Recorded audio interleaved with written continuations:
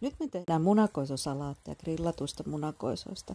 Tämä on yksi kreikkalaisen ruokapöydän keskeisimmistä salaateista. Now you need to turn them around so they become soft from all the angles.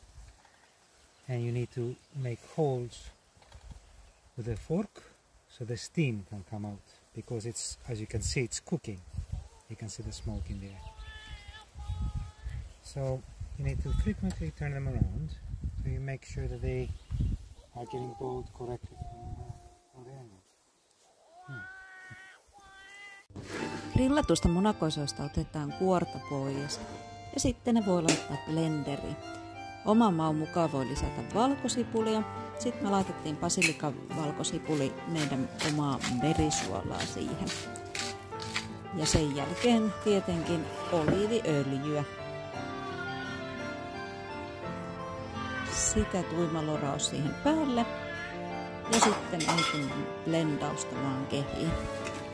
Tässä jää tosi hienosti siitä grillauksesta savua valmiiseen munakoisosalaattiin. Tältä se nyt näyttää ja päälle on hyvä paahtaa sitten myöskin pinjan siemeniä. Me tehdään tämän kanssa nyt kebabbeja, missä on Ateenan ja jauhelihamausta käytetty. Kokeile säkin, tää on tosi kiva resepti.